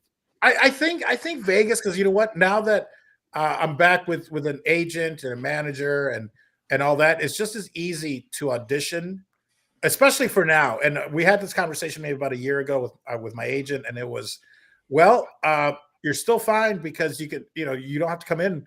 And I don't think it's going to go back to first auditions in your office. It's still going to be remote. So it's nice to be able, I just auditioned, like I said, I've been auditioning for Lopez versus Lopez and for Cedric's new show called The Neighborhood.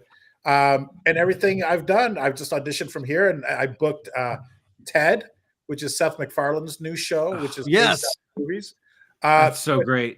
It's great to be able to film it here at home. You send it in. If they want you, then usually a second interview is this, over Zoom. Right. And they're like, or I think with Ted, I just did the audition. I got the part. And then they said, be in LA on Sunday for a COVID test. And then you work on Monday or, Monday and Tuesday, something like that. So it was, it was, as long as I can get to LA within a day. Yeah. More than that. They'll probably say like, okay, you're going to work next Wednesday. So make your plans, just get there. Yeah. Right. Dude. For you guys, I mean, you do everything remote, and then, like you said, hey, okay, we're in, cool, let's do it. And then you fly in, do your thing, whatever, or drive in, whatever. And then, get out and go back home, man. That's Vegas. There's no, state taxes, personal taxes. So I think that's why a lot of actors will do that. I mean, you mentioned Nicolas Cage, I think earlier. Well, because I did a movie with him, but Nicolas Cage lives here, and there's a lot of. I've a buddy of mine, Brett Ernst, who does a stand-up comedy. He's living here. So people are close. You're close enough to Hollywood, but far enough away, and as long as the gambling or the drinking doesn't get to you. Liquor don't make it quicker. So now, as far as your comedy and stuff like that, are you trying to do more stand up, or are you just kind of sticking with the acting thing? What's going on there? I would love to do stand up.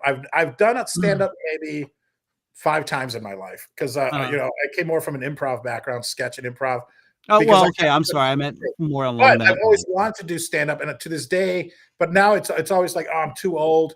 But I still want to do it. I finally feel like maybe now I have a voice, and I feel like a lot of times maybe that was just an excuse to not do it. Like I don't really have anything to say. Like I really don't give a shit about stuff.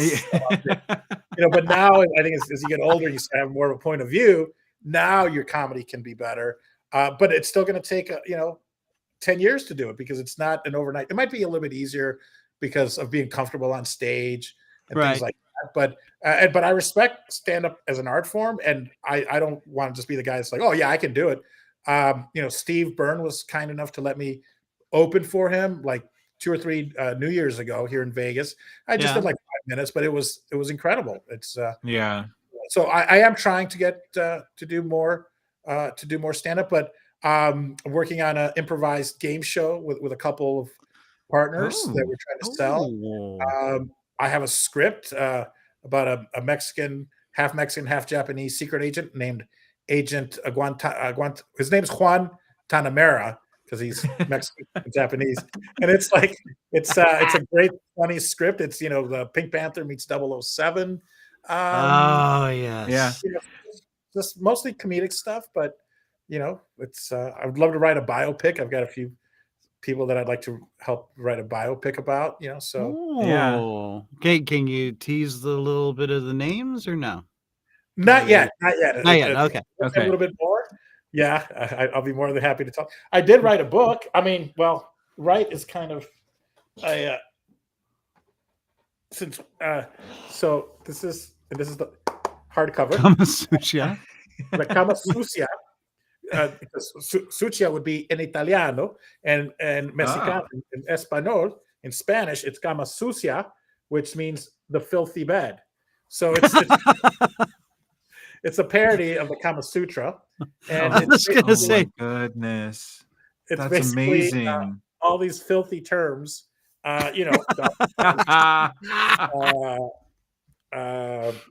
Indian cockburn. Oh, that doesn't feel good at all. No, daisy chain. Not that I know. So if anyone's interested, you can just go to vato.tv or paulvato.com and you can find it on Amazon. I was going to say, is it on Amazon? It's on Amazon. And more importantly, even if you don't buy it, if you can just give me a 5-star rating. just like this show, if you just happen to come across it, but 5 stars. And congratulations, I think maybe to both of us on your show and my show being on Good Pods, one of the top shows for the year. Yeah. For the year, you are number 13. Now that is comboed, not just independent, but both out of sponsored shows, or I guess pro shows, or whatever you want to call them, non-independent and independent. We are number 53 for the year. So yeah. Amazing. Congratulations. But yeah, dude, I mean, and you just started yours this year, so that's amazing. Yeah. That is awesome. And I've gotten to catch. Well, and that's the other thing we need to bring up is your podcast, which is Paul Vato Presents, a Celebrity Centric. I didn't want to say that too fast because then I pick up a down. So, but now your podcast, let's tell the folks a little bit about your podcast that you have on.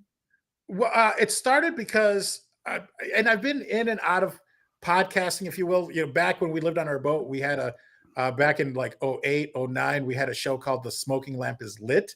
And I think it was on something called like UTV, or it was something that maybe I'm sure is no longer around. And it was a video podcast. So I think it was maybe a little too early for its time. And then 5-6 years ago, my ex-wife and her best friend Mike were doing Drag Addiction, which was covering RuPaul's Drag Race, and I was kind of producing that. And it was a fun show. I'd be on it sometimes, but it was mostly them covering RuPaul's Drag Race. And then Rode had a contest that they wanted 1 to 2 minute podcast. This would have been a couple years ago. And I like during COVID, maybe 2020 or 2021. And I was like, you know what? I can do a 2-minute podcast. So I did 2 different ones. And one was Paul Vato Presents. And the other one was the Super Secret Celebrity Show, which was basically me interviewing a secret celebrity, but it was basically me talking for about 1.5 minutes, introducing them. And then as soon as they started talking about something exciting, like, oh, but more importantly, I'm here to promote my new film, I'd be like, I'm sorry, that's all the time that we have. Oh, that's incredible. So I would just do, maybe a solid minute of me. Hi, I'm Paul Vato. I'm an actor. I'm an improviser. I do voiceover. I'd list all my credits. So I really got through all my stuff. You can find me at paulvato.com. And now our super secret celebrity is, and there's like awkward silence. They'd be like, do I have to introduce myself? I'd be like, yeah, you got to introduce yourself. And that'd be kind of shitty to them. And then they'd be like, okay, well, wow, okay, weird. I'm, Bill Cott, for example. I had Bill Cott, who was the voice of the ambiguously gay duo on SNL. Oh, that's right. And he goes, oh, yeah, okay, hi, I'm Bill Cott. You might know me as the voice of the announcer for ambiguously gay duo. I was Mr. Larry Tate on The Wizards of Waverly Place. But Paul, what I'm really here is I'm here to talk to you about my new project. It's great. It's a new orphanage for the kids or whatever he said. I can't remember. That's all the time. He goes, what do you mean? I go, I told you it's a 2-minute podcast. It's for this road contest. So they either yell at me.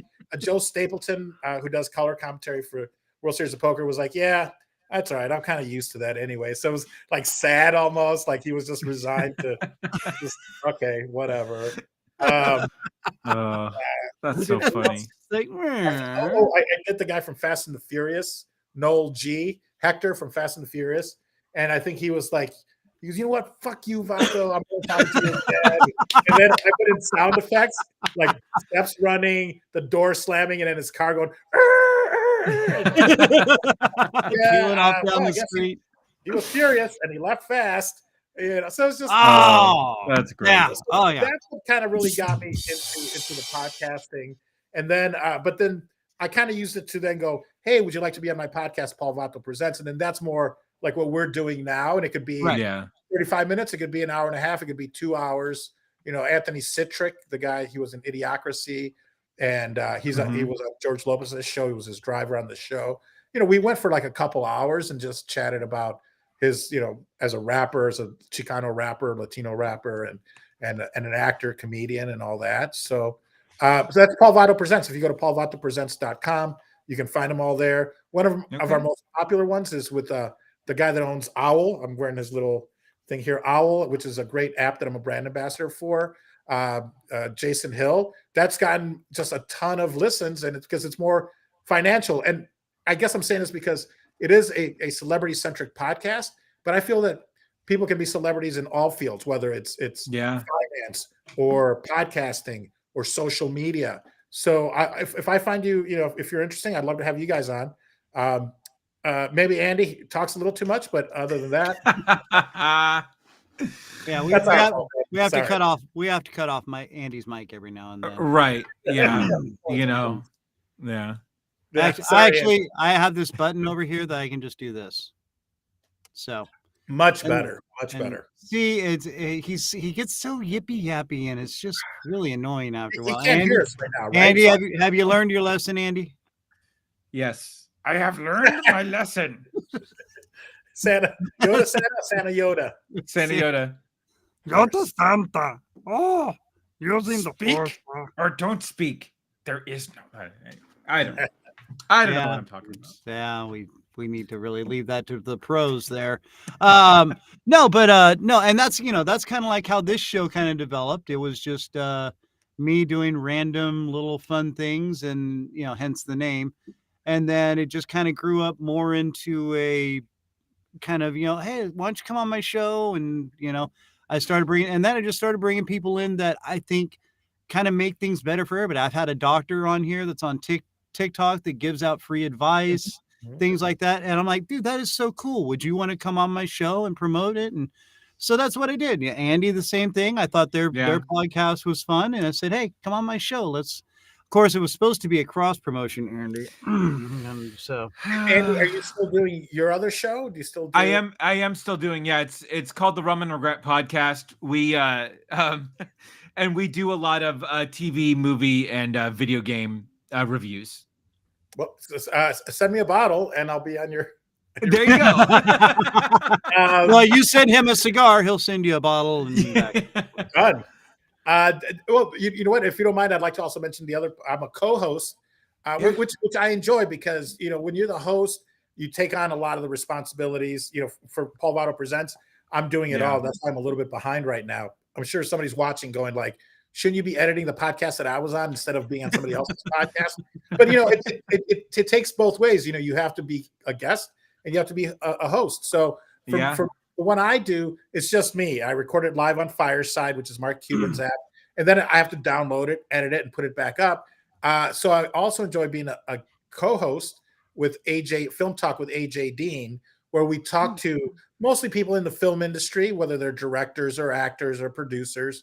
But she takes on all the heavy lifting of editing and putting it back, and she'll do it within 2 or 3 days. So it's fantastic.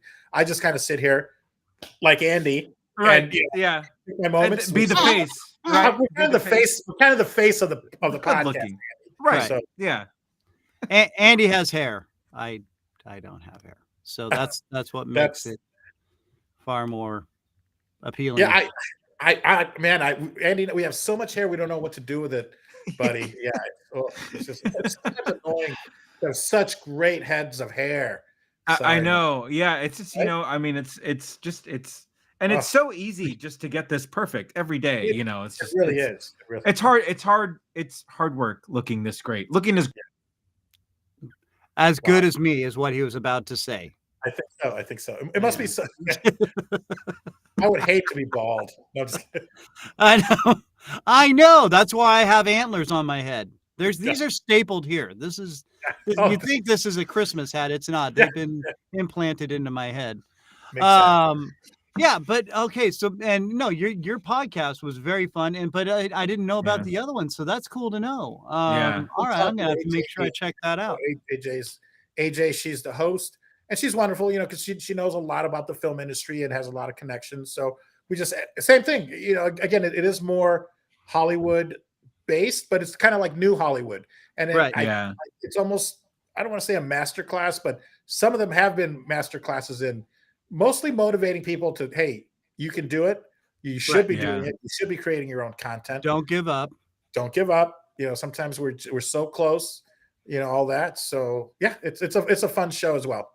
Right on. No, that sounds awesome. I'm very intrigued about this now. And we actually, we've been tapping in this group that we're involved with, the Advisor page on Facebook. They've got a lot of young talent that are actors, directors, producers, writers. I think that's how I found Mark, actually, was on the Advisor page, or maybe I turned Mark onto but he's an author. And just amazing group of people that are coming up. We just had Bishop Stevens on. He's been in a bunch of films. He was in Empire. Oh my gosh, what was the other show that he was on? That was, Anyway, I forgot. I know. I do. I know. Terrible co-host. Yeah. Well, I'm a terrible host because it took me a year. I kept hounding Bishop to get on the show for a year, and finally, I mean, the guy's just that busy. He's one of those guys. He's just a mover and a goer and a getter, but great guy. So much fun. And you're going to be hearing about him. Definitely. Obviously, I'm not that busy because you just asked me this morning to be on. I was like, yeah, I'll do it. That is so not true. That is so not true. I've been hounding you for a while, actually. Thank you. But how did we meet? Was it just through the group on Facebook or Clubhouse or? No, I was intrigued because I saw your podcast. Oh, got it. Okay. I listened to some of your podcasts and I was like, hey, do you want to cross promote? And you were like, oh yeah, maybe. And I said, well, would you like to come on my show at least? And oh yeah, sure, maybe.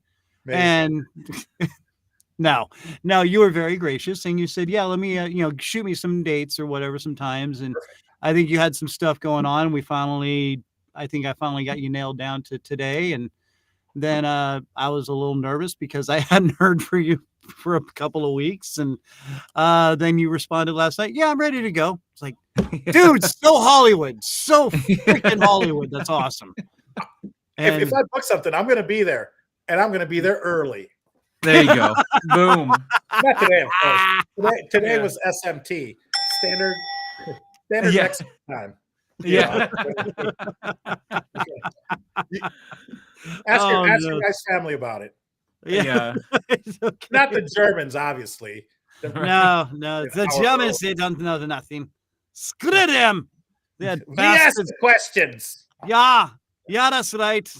Nobody questions the Vatos. Nine. Yeah. I was trying to mix a little Hispanic in there, and then 9 inches. Whoa! Now we've gone to the Random Christian Show After Dark, and that's a whole different episode. All right. Well, listen, Paul, man, this has been an absolute blast, and I know you've got things you need to get going, but we want to see if you want to play a little game with us that we like to call. Where is he? There it is. There he is. Yeah. And go back to your box wherever you came from. But yeah, it's just a little game that we like to play with our guests, and nothing harmful, nothing to get injured or hurt about. It's just a little fun game where we ask you some base questions and just delves a little into your psyche, and then we have you evaluated and either put to sleep or you get free to go. You want to play along? If I don't have a choice, yeah, I'll play. Can I go after this? Yes, you're allowed. You're allowed to leave after. Yes. Okay. All right. Let's go. Right. Yeah. Okay. So we just have a couple of little basic questions that we always start off with, and I think one of these would be perfect for you. What is the best James Bond film, in your opinion? Oh my goodness. I mean, I guess for me, growing up with, Roger Moore, but I love history, so Sean Connery. Like the original ones were just so good. Yeah. But then again, Daniel Craig at the end here. I mean, it's can I say all of them or just like you're allowed? No, that is totally there is good. No wrong answer. Yeah. To Russia with Love. Oh.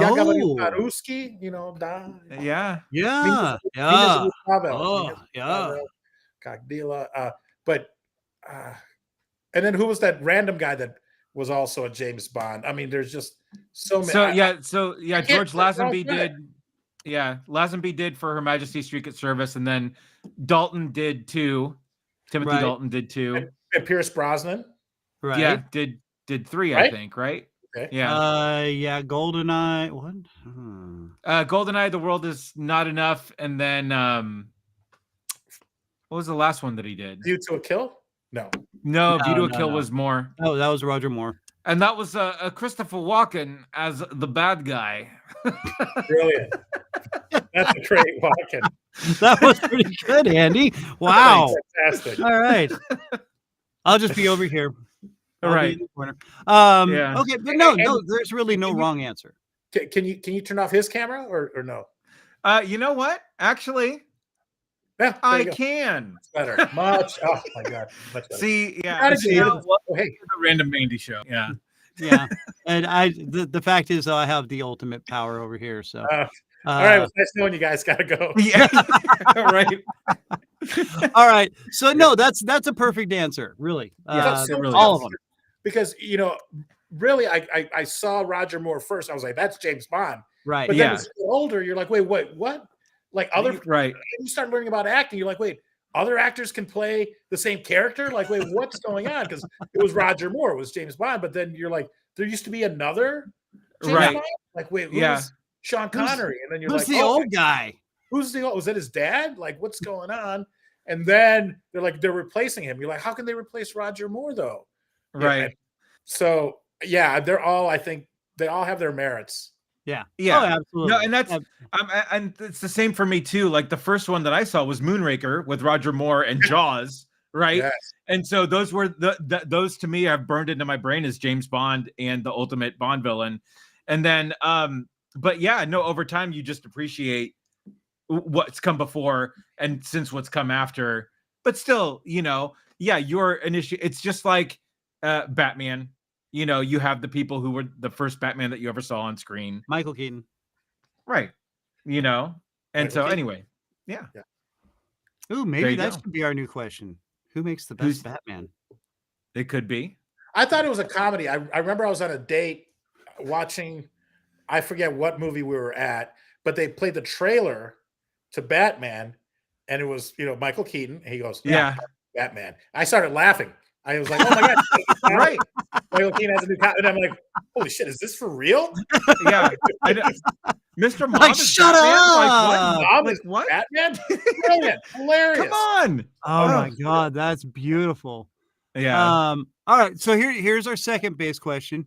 What is your favorite sandwich and what all is on it? Like you could have any sandwich in the world. You're going to make your favorite. Paul Vato's favorite sandwich. What is it? I like a good club sandwich. Okay. On rye. Oh, okay. Marble. I'm sorry. Yeah. Marble. Oh, there you go. Okay. Toasted marble bread. A little heavy on the onions, but maybe even throw an egg in there. So it's like a BLT, but with maybe turkey. I mean, but then maybe even throw an egg in there. So maybe it becomes like a BLT egg sandwich, but heavy on the veggies, like tomatoes, onion, lettuce, a few jalapenos on the side. Oh yeah. And but they're just good either way. Yeah. I wish I could say something fancier, like a bot me or what, or even a Cuban sandwich, but a good club sandwich. Yeah. Knocks it out of the park. Yeah. I'm also a big fan of the Reuben. Yeah. Yes. Happy Hanukkah, by the way. I would write an amazing Reuben sandwich, with the Thousand Island, but also with onion, but the pastrami or the paper thin meat though. When the mutton is cut nice and lean. I forget about it. Perfect. Shut up, witch. I'm not a witch. I'm your wife. Have fun storming the castle. You think they'll do it? Nah, what a great line. What a great line. Oh my God. What a great movie. What a great movie. Dude, what a great if Rob Reiner wasn't such an anti-smoking fanatic, it's probably my favorite movie ever. It is. I have it on DVD, I have it on Blu-ray and something else somewhere. I think I have the book. I don't know, maybe. Yeah. But all right. So God, I'm very intrigued about the egg though, Andrew.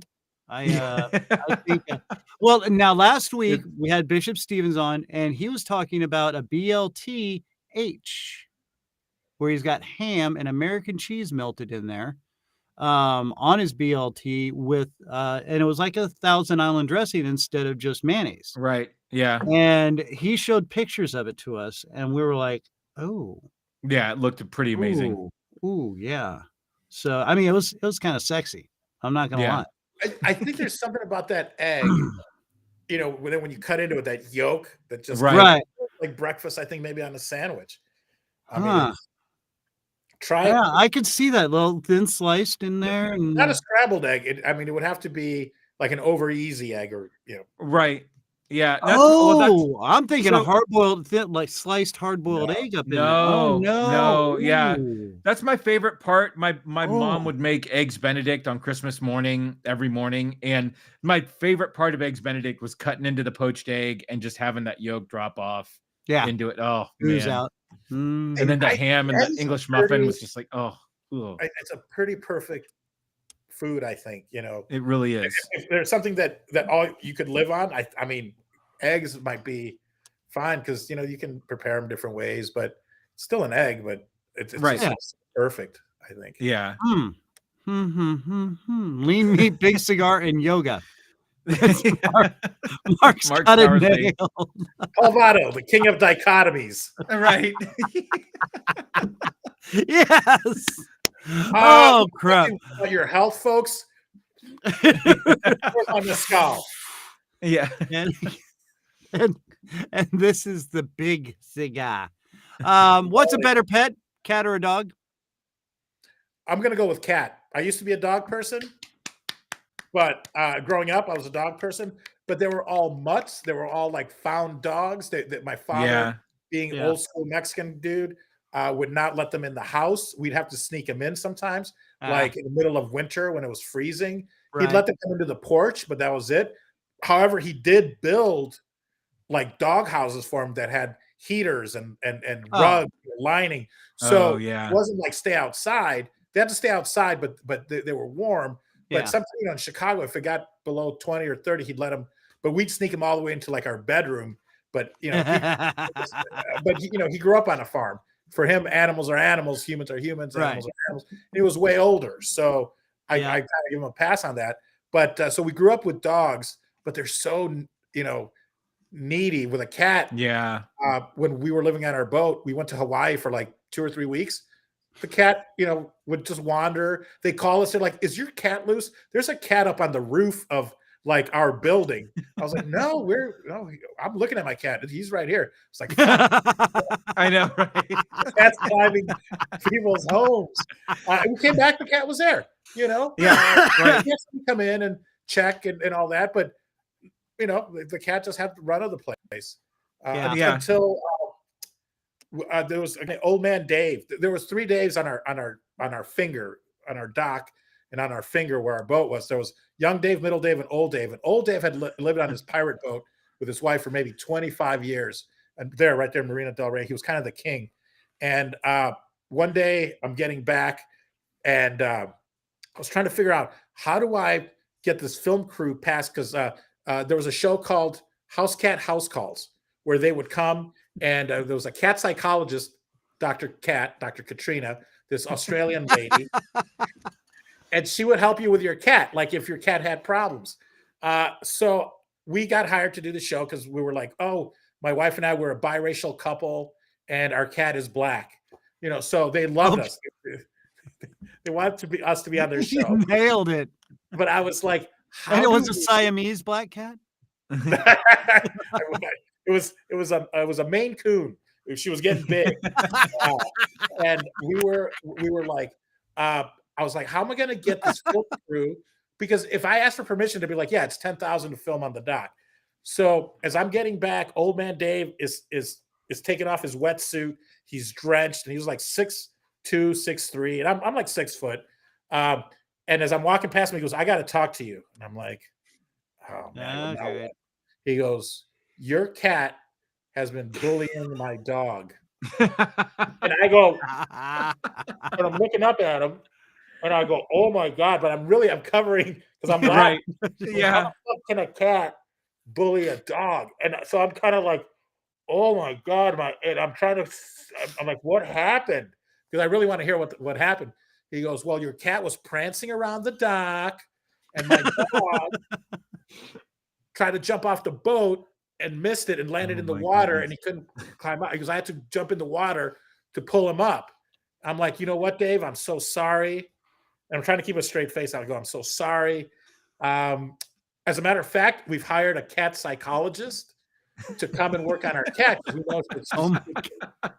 And he looks at me like, "You're such a liar." I'm like, all right. The problem is they want to film it today. Like they I was want to say, and they're right over there. Right. And he goes, "When?" I go, "Like today at 4 p.m. I go, "Is that okay?" Because I knew once he said it's okay, I'm like, we're set. He goes, "Yeah, okay." And sure enough, 4 o'clock, the crew starts, and I see him on his boat, like, huh. It's like, bitch. And then, it was a show where, because our cat Ruby, she would play fetch. She would she would ride around on my shoulder like a parrot, so I just walk around with the cat on my shoulder. And then we did the show, and I'm like, they said they got to come back again, like tomorrow to film. And he was like, fine.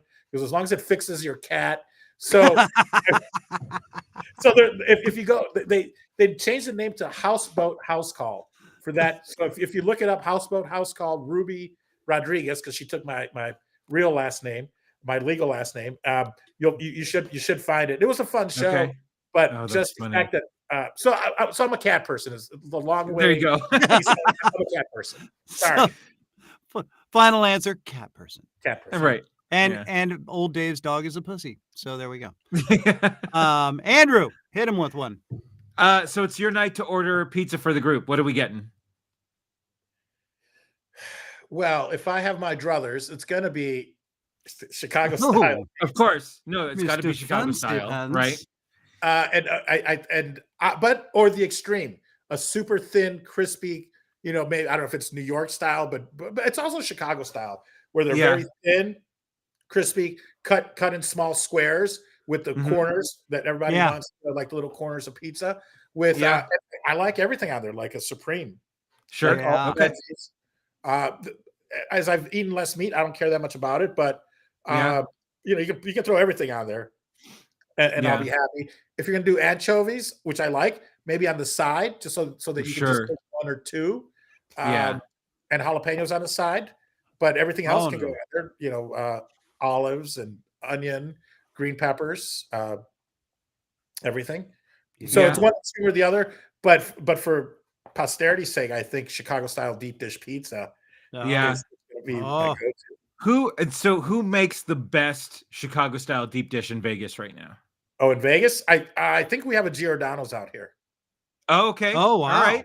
Yeah. Which is an iconic Chicago. Right. Yeah. Oh, yeah. Pizzeria. But so I would have to say Giordano's. Okay. Yeah. The company I work for, I work for a trucking company. We actually have truck drivers that go to Chicago, and they'll stay overnight. They'll grab Giordano's, bring it back to us. Fantastic. Oh my God. But Chicago, it's a day old and it's cold. It doesn't matter. Doesn't matter. It gets better. But there's Pizzeria Due, there's Pizzeria Uno. There's a lot of great ones in Chicago, but Giordano's is probably, or Geno's East, Geno's West in the suburbs, in the Chicagoland area. But and I'm sure maybe now there's more, but I haven't been back in so long. Right. Okay. Let's go deep. Let's see. Let's go. Where's your happy place? Screw you. Anyone that says that's lasagna. Right. And I know who's saying it because you're from New York and you're eating your super plate pizza. So screw you. Yeah. You don't even said anything, but I'm cutting it off at the pass. There you go. No more BS. Yeah. Okay. I'm sorry. I interrupted. No. Go on. No, you're all right. Where is your happy place?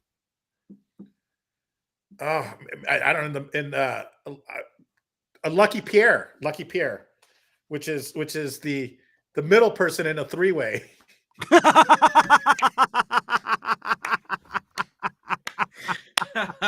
By the book. By the book.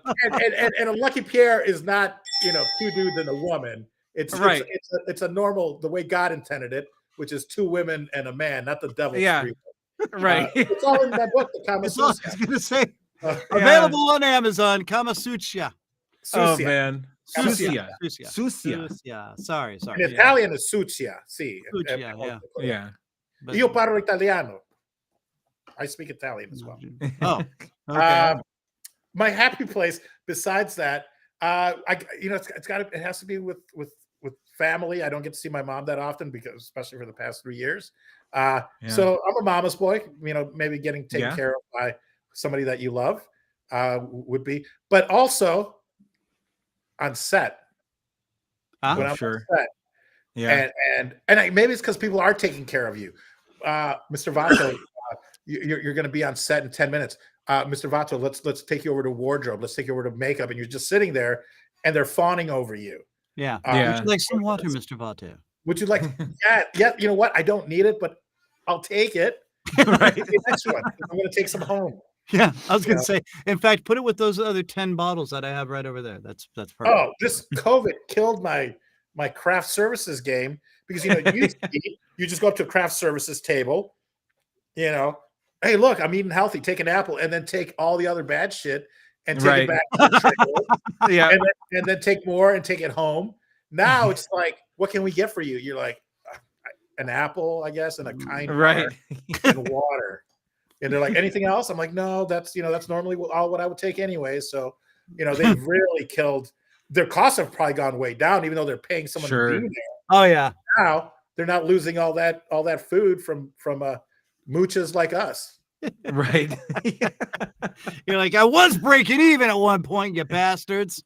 When we used to do MadTV, and I interviewed Chris Cluse. He used to write for he's an Emmy award-winning writer for SCTV, and then wrote for MadTV, and just such a funny guy. But I remember once we were walking in, and he looks at us, and it was the Chicago guys, and he goes, the Chicago mooch is on. He knew. He's like, yeah. I think it was Dick Blasucci who was the producer. I go, Dick, I got to talk to you. I wasn't even on the show. Like, I was just hanging out.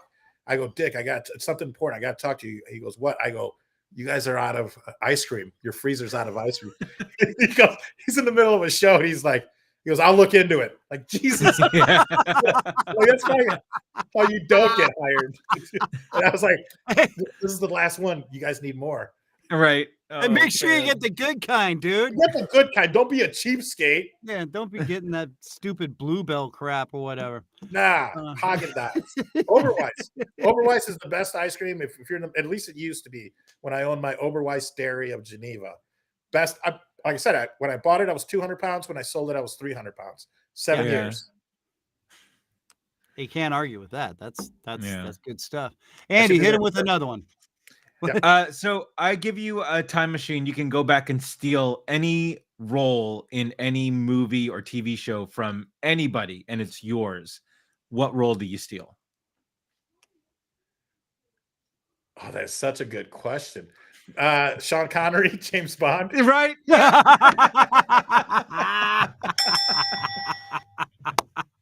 Nope. Nailed it. All right. Okay. Now, this was teased a little earlier.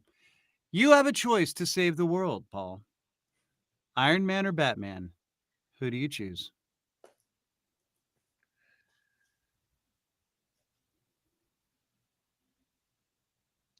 I might have to go with Iron Man.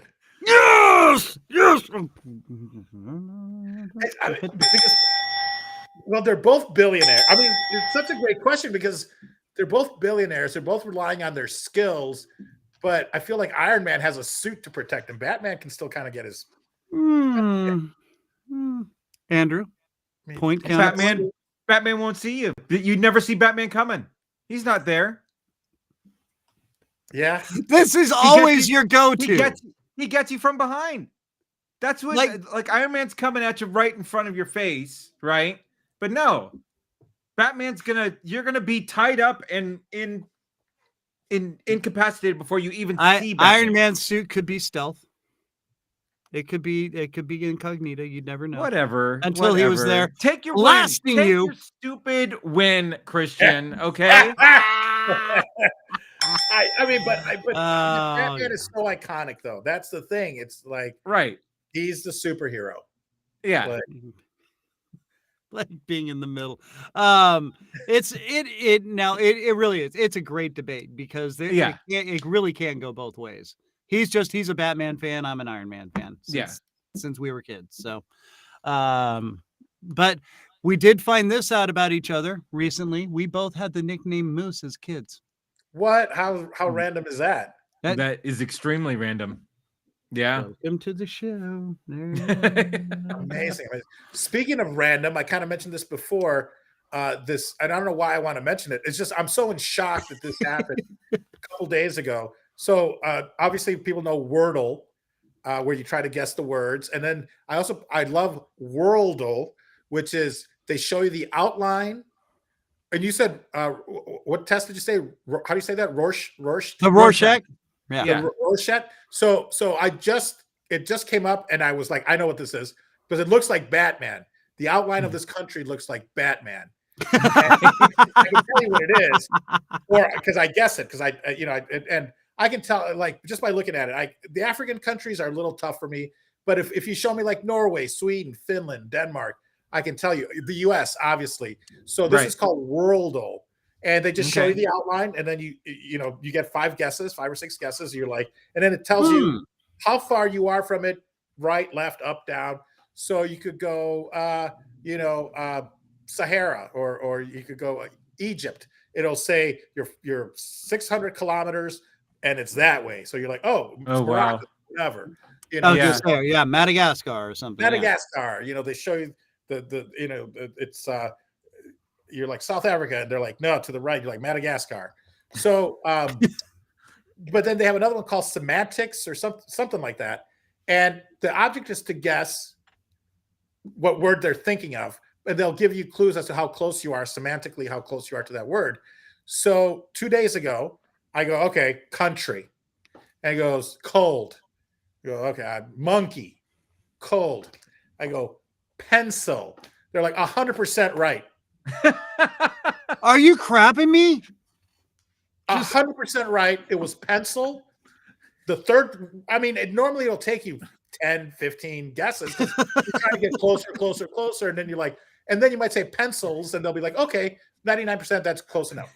But I was like, this cannot be. I'm like, I should have played the lottery. I should have gone and played slots. Dude. And man. That same, it was 2 days ago, and I was just like, how the hell? That's incredible. Random. They're like, yeah, that's your word. And I looked, and sure enough, Yeah.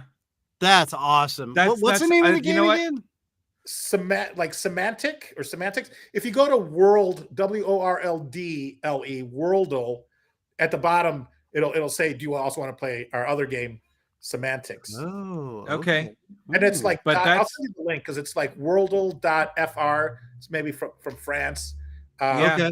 But if you like geography, it just shows you the outlines of different countries. Oh yeah.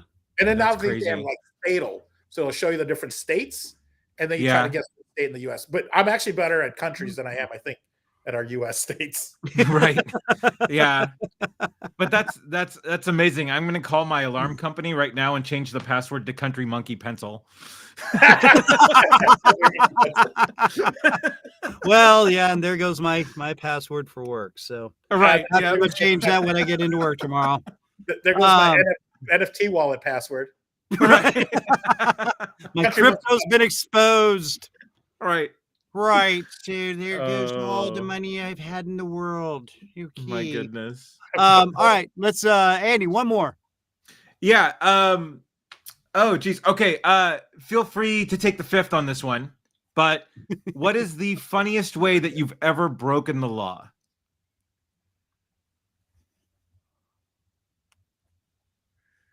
I'm trying to think of how many times I've broken the law.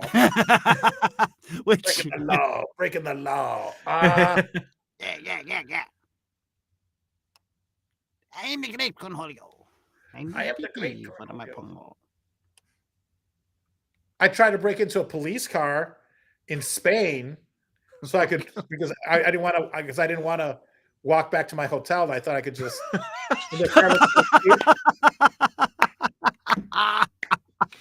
Did you get in? No, it was. I can't remember if it was locked or I got in, but I couldn't find the key. Thank God. Okay. Oh my gosh. So I guess breaking into a police car. In Spain, because going like they're not like real police. This is fucking Spain. Right. You guys don't carry guns. You suck. And it was like a cute little car. It was almost like a golf cart. I was in my mind. Yeah. Like those little Fiats that they got running around. Like a Yugo or something. Yeah. Yeah. Something like that. That's amazing. That's great. And I'm pretty sure I got in, left my fingerprints everywhere. Thank God, no key. So I remember waking up going, did I try to steal a police car? Right. And because thinking like I'm in a movie or something, like this is real. Yeah. This is Spain. So I don't know if that counts. No, that's great. Yep, more than I could have ever hoped for. That was wonderful. Yes, that's beautiful. Oh my gosh. Yeah. That reminds me of a few drunken nights that I don't remember. Let's see. All right, here we go. Let's wrap it up with this one. You have 30 seconds to tell the world something, Paul. What is it? Buy my book? No. My heart message would be get out there and do it. If there's something that you want to do, whether it's a podcast or if you're an actor, you have to take steps. You can't just show up in Hollywood and go like, hey, I'm an actor. There's the classes, there's all that. Yeah. But study improv. I think improv helps. The power of yes and. If you want to reach out, please reach out. Just go to paulvato.com. If you want my book, go to vato.tv. I wish I had other things to sell, but I don't. I just want, be happy, do what makes you happy. If three-way is your happy place, if you're two ladies and a three-way with a fat dude is your happy place, go to